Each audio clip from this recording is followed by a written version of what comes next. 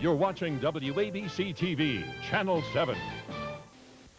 This is the tri-state area's news leader, Channel 7 Eyewitness News, with Beutel Diana Williams, Scott Clark with sports, Sam Champion with the exclusive AccuWeather forecast, and the Eyewitness News team.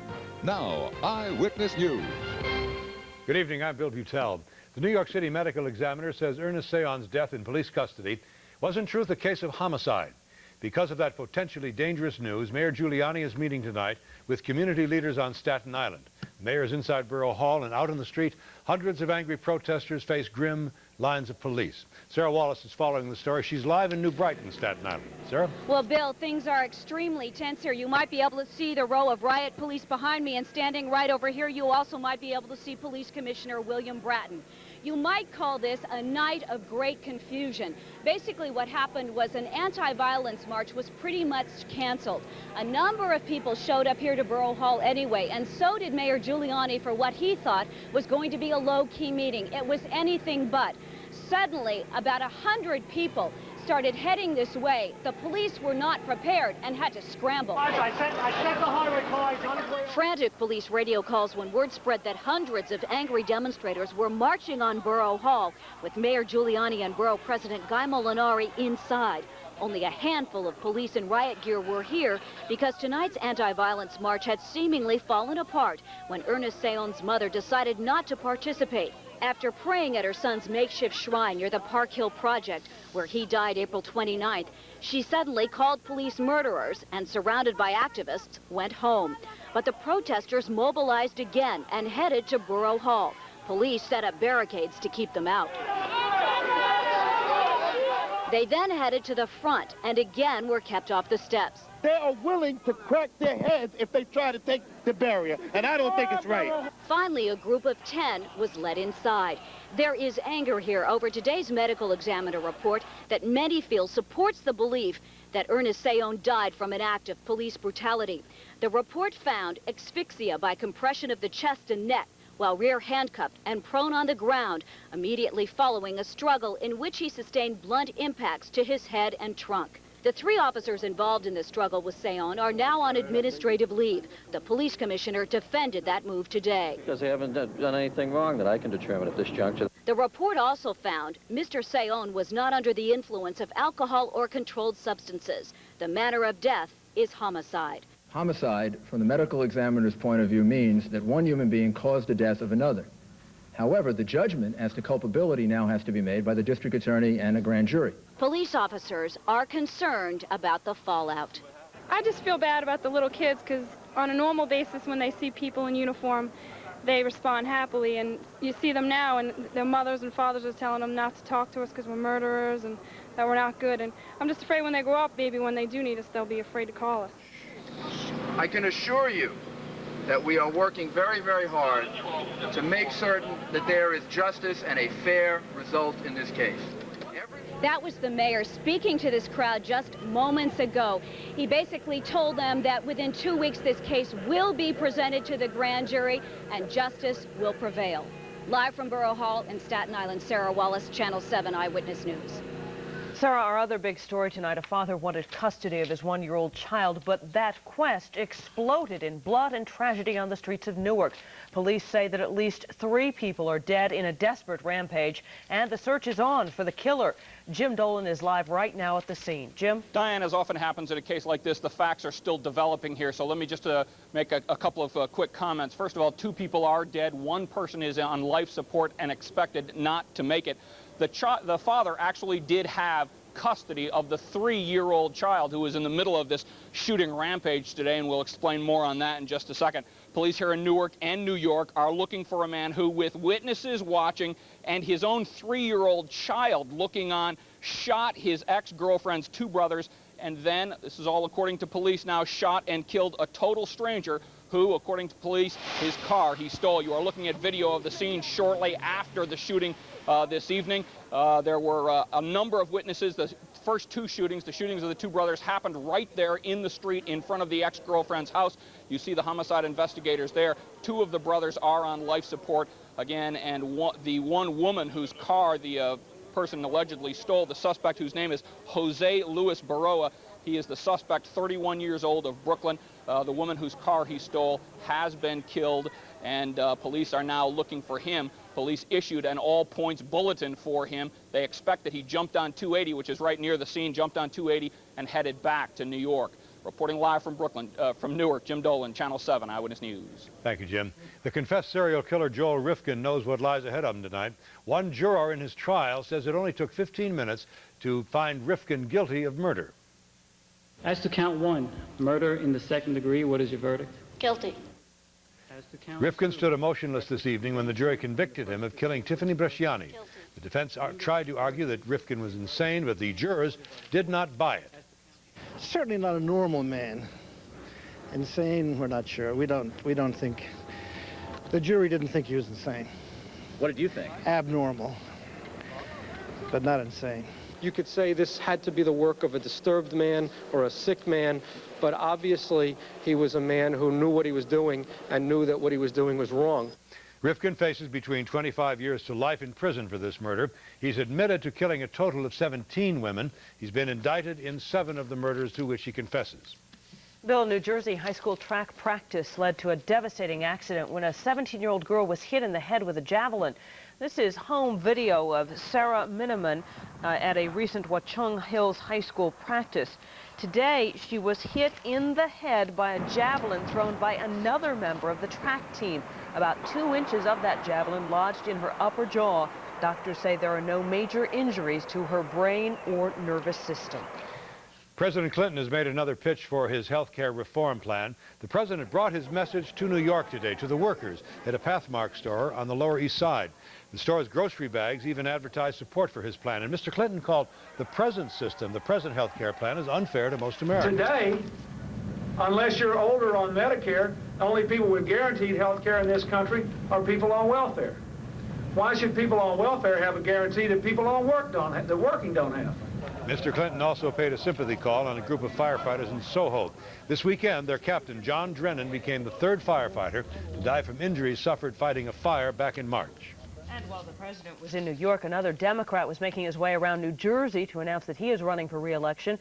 Senator Frank Lautenberg went to classrooms around the state today to say he's campaigning for a 3rd term. Students at Fort Lee School number 4 asked the senator about everything from crime to education. Tonight, a judge in New Jersey finds himself off the bench because of charges that he was not tough enough in the job of handing down hefty fines. The money over justice controversy started when the municipal judge James Smith was fired by the borough council in Metuchen. He claims he was dismissed because he was not raising enough money for the borough from fines he imposed. Some councilors say they simply wanted a new man on the bench. Still more ahead on Eyewitness News tonight, of course. John Wayne Gacy has just about run out of appeals. The convicted serial killer is to be executed in a couple of hours, and we have a live report coming. And Nelson Mandela gets used to being called Mr. President on the eve of his historic inauguration. And some lines of cosmetics run their prices into hundreds of dollars. But are they really worth that much? The ultimate makeup challenge is coming a bit later on Eyewitness News. Stay with us. The countdown is on to an execution in Illinois. The U.S. Supreme Court has rejected John Wayne Gacy's appeal, and now the serial killer is facing what could be his final 2 hours before death. The guardian angels laid out 33 body bags representing Gacy's victims. Illinois state lawyers are convinced that Gacy will die as scheduled. Jim Rosenfield reports. This is John Wayne Gacy's newest and likely final home, cell number 1 here at Stateville Correctional Center. He left his death row cell in far southern Illinois for the trip by helicopter first thing this morning, reportedly joking about the lack of cocktails on the flight. Prison officials say despite Gacy's expected fate, he remains calm. I came in at about the time he was finishing dinner. He did have the butterfly shrimp, and he said it was very good. Gacy's lawyers, who met with him for an hour and a half this afternoon, say their client is in denial.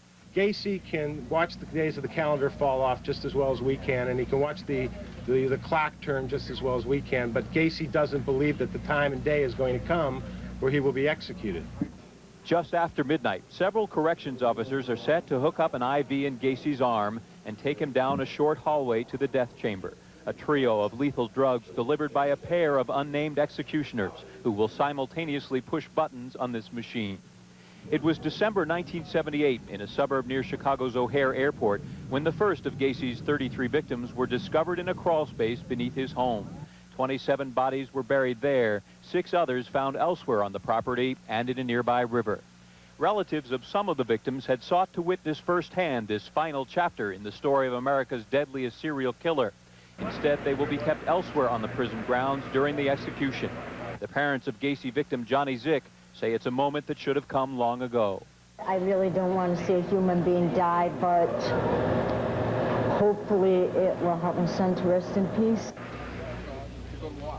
Late today, the U.S. Supreme Court denied John Gacy's request for a stay of execution. The Illinois Attorney General's office told reporters here that was Gacy's last hope. Reporting live in Joliet, Illinois, Jim Rosenfield for Channel 7 Eyewitness News. Thank you, Jim. Today was a day of triumph for Nelson Mandela. A new multiracial parliament elected Mandela, the first black president of South Africa. Mandela's ascension to power completes the country's transition from apartheid, under which blacks were denied even the right to vote, to democracy. Mandela will lead a national assembly consisting of 400 newly elected officials, and thousands of people cheered as Mandela promised a new day for all South Africans. The South Africa we have started for, in which all our people, be they African, colored, Indian or white, regard themselves as citizens of one nation is at hand. Vice President Al Gore and leaders from 139 other countries will be on hand tomorrow when Nelson Mandela is inaugurated as president of South Africa. And we've got a special 7 on your side when Eyewitness News continues. Millions of dollars are spent on cosmetics every day. But are you getting what you pay for? We put your makeup to the test next. And we all watch a lot of commercials, but only the best are honored. Some big winners when we come back with more news in a moment.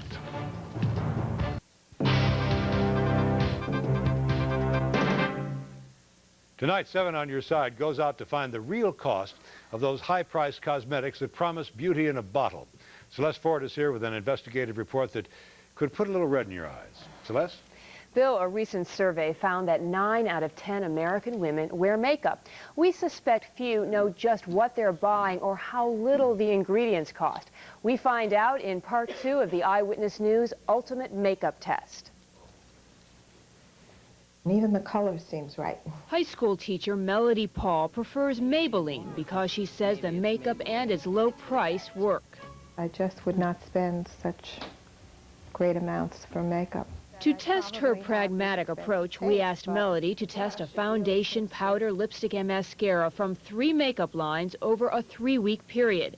And to eliminate the influence of slick promotion, we repackaged the cosmetics. Our makeup line A was Clinique at $53. Our line B, Chanel at $123. And for line C, we spent $15 on CoverGirl. Meantime, we bought the same products from 9 makeup lines, a $600 purchase for our own experiment. This is Allied Laboratories, located outside Chicago. We asked a chemist whose specialty is analyzing consumer products to look at our cosmetics. First, we want to know the ingredients, and based on those findings, the cost.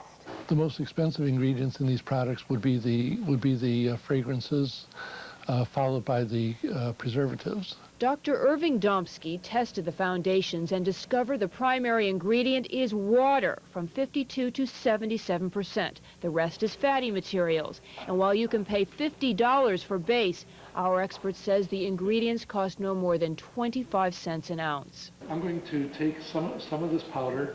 Dr. Domsky found that pressed powder is 60% talc, the ingredient in baby powder. A fatty material holds it together, and minerals like clay give it color. The cost, 15 cents per ounce. Mascara is 50% water. The rest is oils and waxes. The cost, 10 cents. Lipstick is typically castor oil and beeswax, plus coloring. 5 cents an ounce. Our expert does not buy the industry hype over R&D. A good chemist could develop a product within several weeks. So why would they charge such exorbitant prices? That's what Melody said about our lab experiment. Perhaps that's why she was a bit embarrassed to learn her favorite line turned out to be the most expensive. Oh, well, I have to have very expensive tastes now. Melody raved over Chanel, ranking at #1, while CoverGirl, which cost 1/8 as much, came in third. She noticed a big difference in the mascaras, how they went on, and little difference in the lipsticks. Her findings are almost the opposite of Roxana's. The tester we profiled last night pays top dollar for makeup, but ended up placing pricey Christian Dior third. Both were left wondering, what's in a name? We contacted the 9 cosmetic lines we tested, and none would discuss the cost of its ingredients. Tomorrow night, we meet another tester, and we look at what savvy shoppers should be aware of. Isn't it ironic women are spending so much for makeup in order to achieve a natural look? And they look so beautiful all the time. Naturally. So interesting. I can't wait till tomorrow night. Thank you so much, Celeste. Cosmetic companies spend millions of dollars on advertising. Of course, you know that. But Advertising Age magazine chose a Volvo car ad as the best TV commercial this year. The ad features Volvo owners who credit their cars with saving their lives in accidents. Another top honor went to the Swiss Milk Board for this commercial. And Pepsi also won an award for an ad featuring basketball superstar Shaquille O'Neal.